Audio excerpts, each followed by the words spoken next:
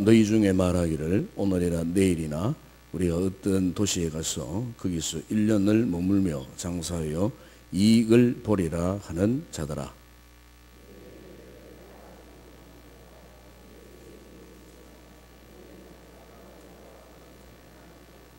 너희가 도리어 말하기를 주의 뜻이면 우리가 살기도 하고 이것이나 저것을 하리라 할 것이거늘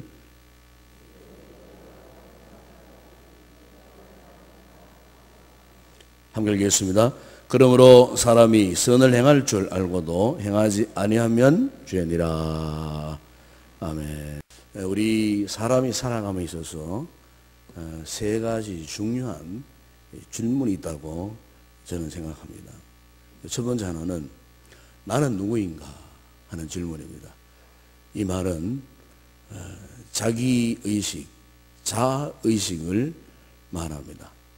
그러니까 자신이 이 세상에서 내가 어떤 존재인가, 내가 어떤 존재로 살고 있는가, 무엇보다도 자기 자신에 대해서 잘 안다는 것이 우리의 인생에 있어서 그 무엇보다도 소중한 것이라는 것입니다. 그 다음에 또 하나 질문이 있습니다. 그렇다면 무엇을 위해 내가 살아야 하느냐 하는 것입니다. 이것은 목적의식을 이야기합니다. 목적이 있는 인생, 내가 왜 살아가야 하는가에 대한 그 목적이 분명하지 못하면 그 사람은 그 삶의 방향이 바로 잡히지를 않는다는 거죠. 그 다음에 또 하나는 뭐냐면은 그 내가 어떻게 살 것인가 하는 것입니다. 어떻게 살 것인가. 이것은 우리의 삶의 원리와 방법을 말합니다. 살아가되 어떤 원리로 내가 살 것인가. 이 원리가 잘못되면은 우리의 삶의 또 모든 또 방향이 또 잘못되어질 수가 있다는 거죠. 그래서 오늘 본문을 보게 되면은 이 세 가지 이 질문을 놓고 볼 때에 다른 건 다 갖고 있어요. 이를테면은 삶의 목적, 방향, 왜 살아가야 하는가, 뭐 이런 목적 의식은 방향은 이렇게 분명한데, 근데 오늘 본문에 나오는 어떤 한 사람을 보게 되면은 무엇이 잘못되었느냐 하는 건데, 바로 그것은 자기 자신에 대해서 몰랐던 한 사람의 이야기가 오늘 본문에 나오는 것을 볼 수가 있습니다. 그리고 이 본문을 보게 되면은 이 사람은 상당히 계획성이 있는 사람이었습니다. 철저한 이 계획성을 갖고 철저한 목적을 갖고 있는 사람이었습니다. 그래서 오늘 본문에 보면은 오늘이나 내일이나 이렇게 그에게는 이 분명한 이 시간이 정해져 있습니다.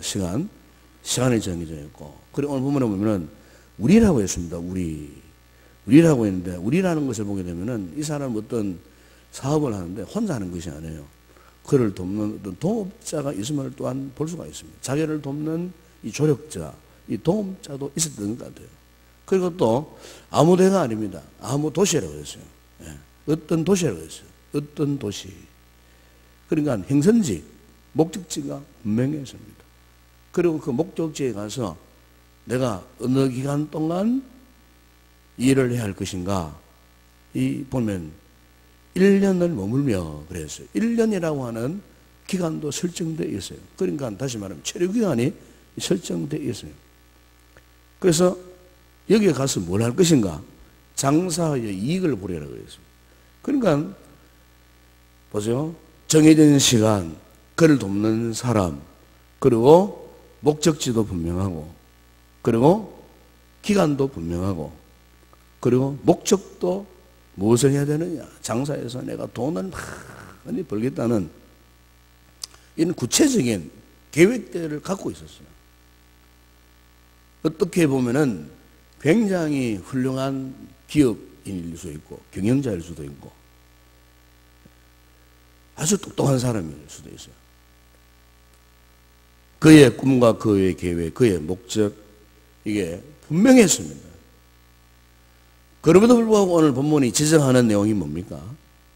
정작 이 사람은 자기가 누구인지에 대해서는 몰랐어요. 여러분, 오늘 우리의 삶에 있어서도 나름대로 꿈도 있고 계획도 있고 나름대로 뭐 열심으로 살아가요. 어떤 목적을 두고. 그런데 가장 중요한 것이 뭐냐면은 자기 자신에 대해서 모르면요, 그 모든 꿈도 계획도 어떤 성취도 아무런 소용이 없다는 겁니다. 오늘 성경은 그것을 이야기하고 있는 것입니다. 우리가 돈 많이 벌고 잘 살기 전에, 행복하기 이전에, 행복을 추구하기 이전에 우리가 먼저 알아야 할 것은 나는 누구냐 하는 것입니다. 나는 누구냐. 나는 누구냐에 대한 이 자의식이 잘못된 사람은요, 세상에서 다른 일을 아무리 다 잘하고 다 성취해도 아무 소용이 없어요. 오늘 성경은 지금 그것을 말씀을 하면서 오늘 본문 거기 14절에서 이렇게 말씀하지 않습니까? 내일 일을 너희가 알지 못하는도다. 너희 생명이 무엇이냐? 너희는 잠깐 보이다가 없어지는 뭐라고 말씀했습니까? 안개니라 그랬어요. 안개니라. 우리 인생의 근본을 지금 이야기하는 겁니다. 우리 인생의 근본. 오늘날 수많은 사람들이 인생의 근본을 모르고 살아가는 인생들이 우리 주변에 얼마나 많이 있는지 몰라요, 여러분. 더군다나 이 세상 사람들은 더 하잖아요. 세상 사람들은 인생의 근본을 모르고 살아가는 사람들이 수다하게 많은 것을 볼 수가 있어요. 성경은 우리에게 이 문제를 던집니다. 너희는 누구냐? 그 말이에요. 나는 누구인가? 우리 인생은 오늘 본문대로 말하면 안개라는 말이 무슨 말입니까, 여러분? 이 안개가 아침에 동력이 밝기 전에 안개가 척하게 끼어 있다가 이제 햇살이 떠요. 동력은 햇살이 비추고 햇살이 뜨고 날이 밝으면 어떻게 됩니까? 서서히 그 안개가 이제 걷어지죠. 사라지죠. 아침만 하나도 안개가 그렇게 자욱했는데 햇살이 중천에 뜨게 되면은 그 안개가 다 증발해 버립니다. 순식간에 그것도. 몇 시간 만에 안개가 그냥 사라져 버린 것을 우리가 볼 수가 있어요. 그러니까 그것은 무엇을 이야기합니까? 그것을 우리 인생에 비유하면은 우리 인생이 어떤 존재인가? 항상 우리 인생은 유한한 존재라고 합니다. 유한한 존재. 한정되어 있는 존재. 시작이 있으면 끝이 있는 존재고, 우리 인생은 그저 잠깐 존재할 뿐이에요. 잠깐. 우리 인생을 성경은 70이요, 강한은 80이라고 했지만은 사실 우리 성도들 한번 지나간 과거 인생을 한번 돌아보세요. 정말 잠깐이구나. 여러분, 그거를 한번 들여다보시면 잘 아실 거예요. 에? 정말 우리 인생이 잠깐이구나. 한순간, 잠깐. 그 유명한 철학자 이 하이데거라고 하는 사람 이런 이야기 했어요. 우리 인생은 죽음의 존재고 종말의 존재라고 그랬어요. 죽음과 종말. 그러니까 우리 인생이 이 살아가는 그 시작과 그 과정 어간에는 뭐 온갖 일들이 많겠죠. 온갖 일들이 많아요. 그 희노애락의 일들이 많지만은 그러나 모든 인간의 공통점이 뭡니까? 마지막 종점은 죽음이에요. 죽음이고, 그리고 결국 우리 인생은 마지막 종말의 시점에서 사라져버릴 마치 안개와 같은, 그와 같은 존재라고 하는 사실을 성경은 말씀을 하고 있어요. 여러분, 시편 144편 4절에 다윗도 고백했어요. 사람은 흙것 같고 그의 날은 지나가는 그림자가 그랬어요. 우리 인생은 그림자와 같다 그랬습니다. 욥기 7장 6절에 보시면 욥은요, 나의 날은 배틀에 북보다 빠르고 소망 없이 보내는 배틀의 북. 옛날 여러분 그 방직기 배틀 잘 아시지 않습니까? 배틀이 좌우로 이렇게 얼마나 빨리 지나갑니까? 그 배틀에 북과 같이 그렇게 빨리 지나가고, 모세는 시편 90편 10절에서 우리 연수가 70이요 강건하여도 80이라도 그 연수의 자랑은 수와 슬픔뿐이고, 우리가 신속히 날아간다 그래요. 여기 날아간다는 말은 화살을 쏘면 화살이 신속하게 눈에 보이지 않는 속도로 날아가잖아요. 그렇게 쏜 화살처럼 우리 인생이 그토록 빨리 지나가 버리는 것이 우리 인생이라는 거예요. 오늘 저와 여러분의 삶이 그렇다는 거예요. 잠깐 보이다가 오늘 본문에 보면은 사라지는 안개와 같은 존재. 그런데 이 같은 안개라는 존재를 오늘날 사람들이 인식하지 못하고 살아가는 거예요.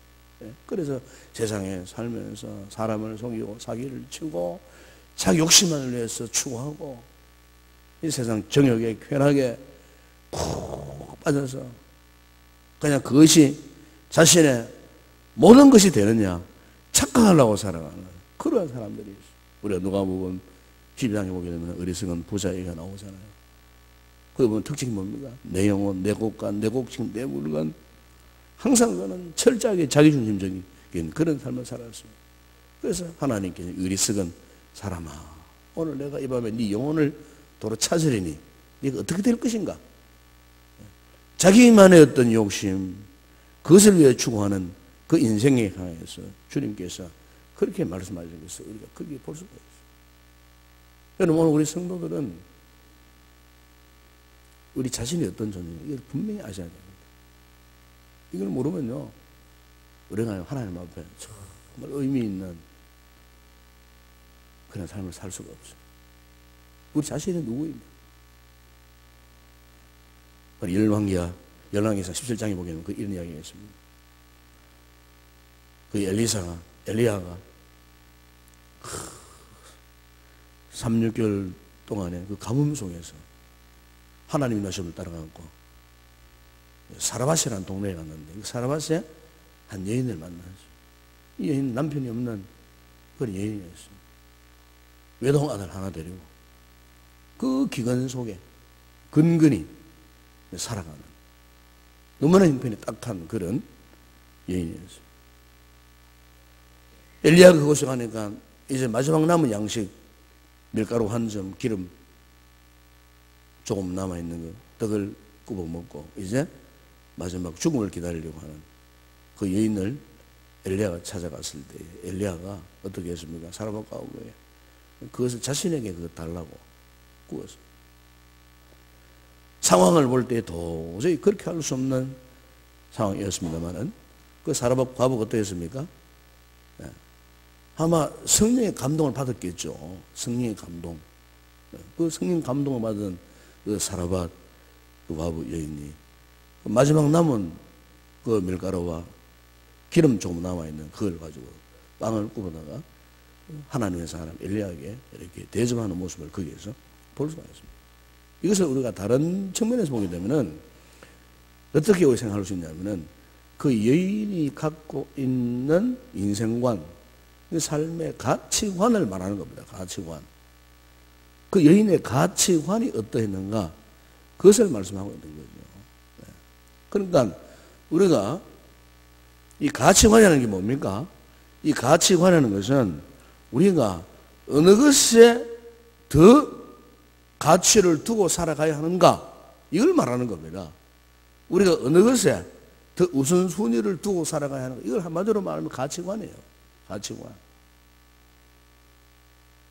이 패러다임이라는 말이 있어요. 이 패러다임이라는 말이 무슨 말입니까? 이 가치관의 틀을 말하는 거예요. 이 가치관의 틀, 액자를 말하는 거예요.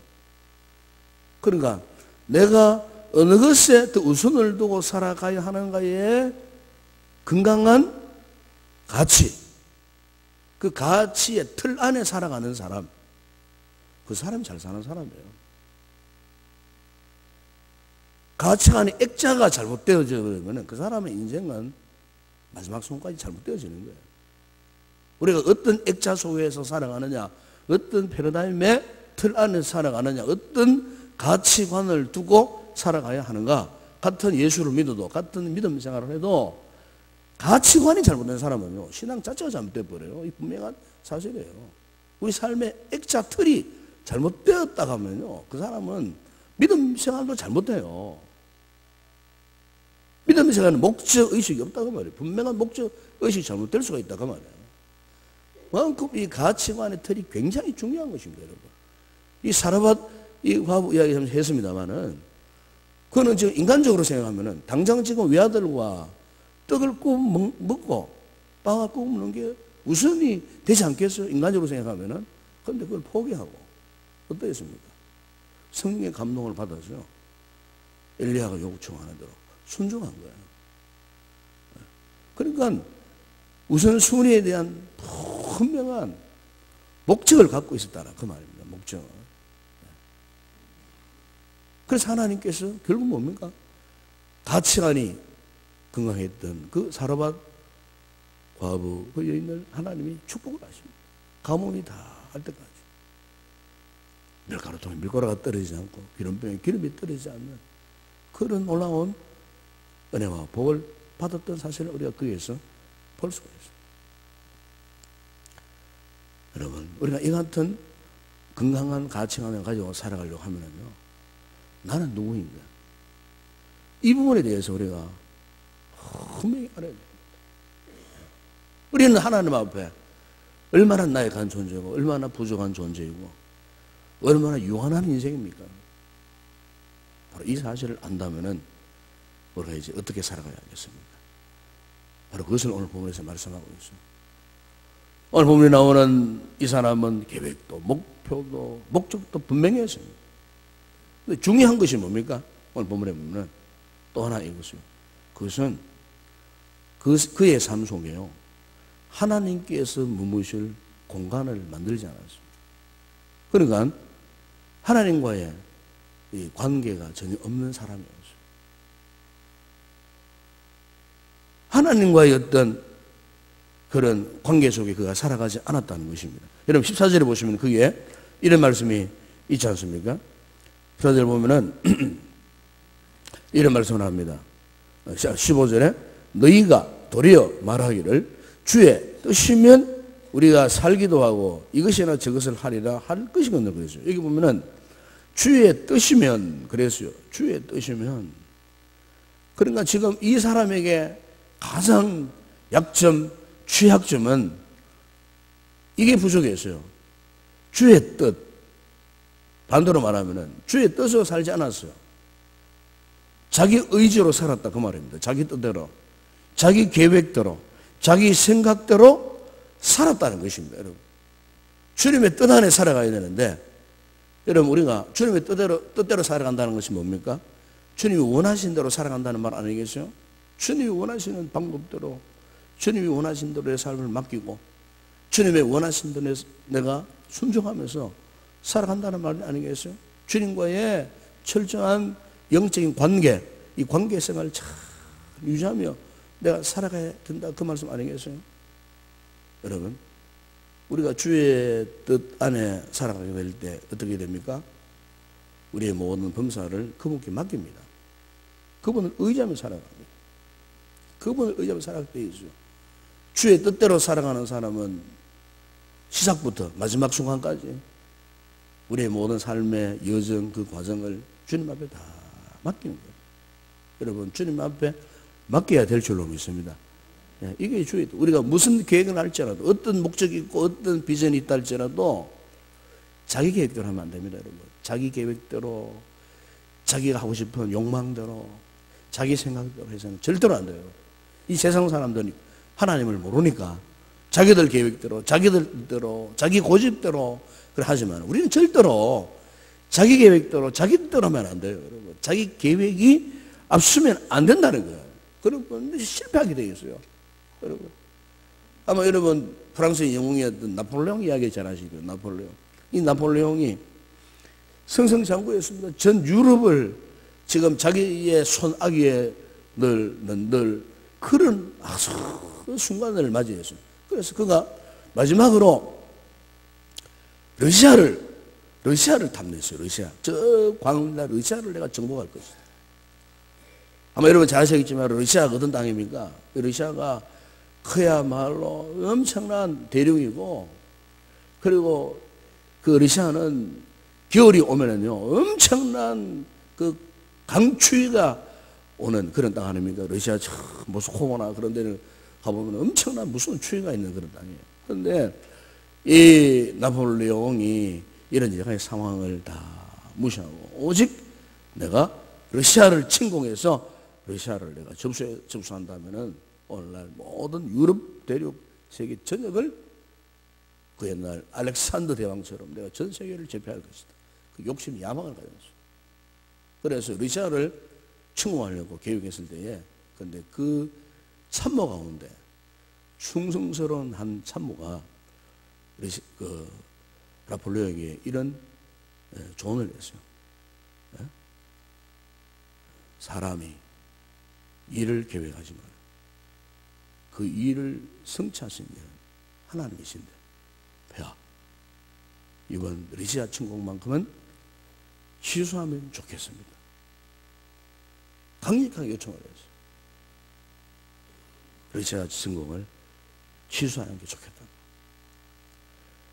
그렇게 했을 때에 나폴레옹이 이런 이야기를 했어요. 나의 사전에는 불가능이었다.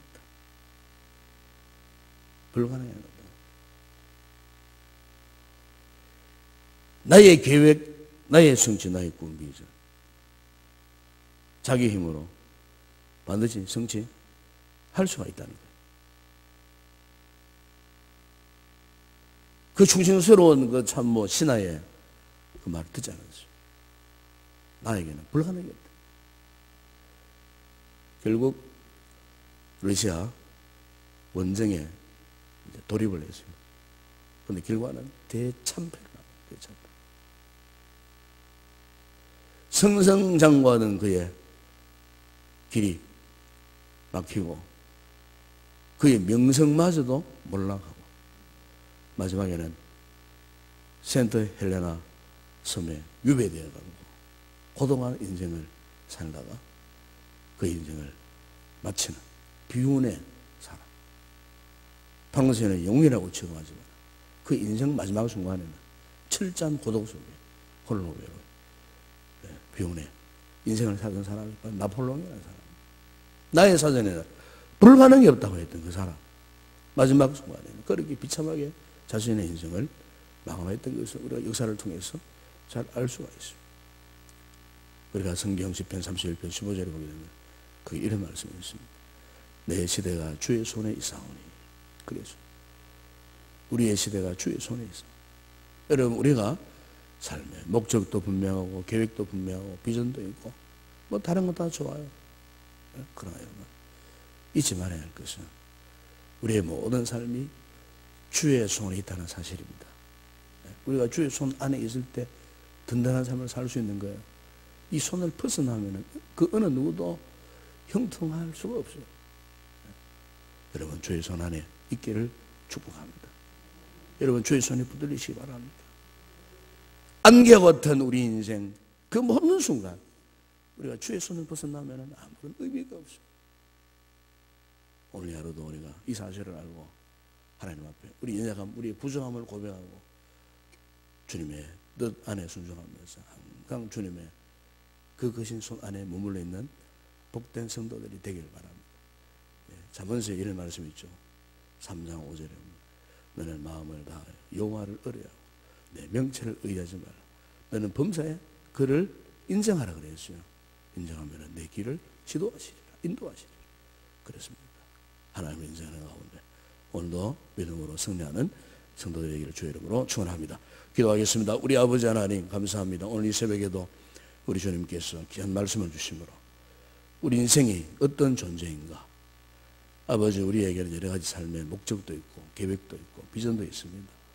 그러나 우리가 인생의 근본을 모름으로 말미암아 그 모든 일들이 내 힘으로 내 노력으로 이루어지는 줄 순간적으로 착각하며 살아갈 때가 얼마나 많이 있는지 모릅니다.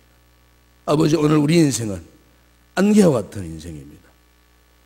연약한 인생이고 유한한 한계성을 가진 인생이기에 우리가 모든 순간순간 주님과 관계를 하지 못하면 살아갈 수 없는 연약한 우리 인생들입니다. 이 말씀을 통해 오늘 깨닫게 하셨습니다. 우리가 일평생도록 하나님을 인정하는 가운데 주님의 손 안에 머물러 살고 있는 저희들 되게 하여 주시옵소서. 이 믿음이 변치 않도록 이 확신을 가지고 항상 주님과 영적인 돈독한 관계 속에서 날마다 무슨 일을 하든지 주님이 도와주심으로 그 모든 일을 이루고 성취하여 주님 앞에 영광 돌리는 복된 생을 누리는 성도들 다 되게 하여 주시옵소서. 예수님의 이름으로 기도드리옵나이다. 아멘.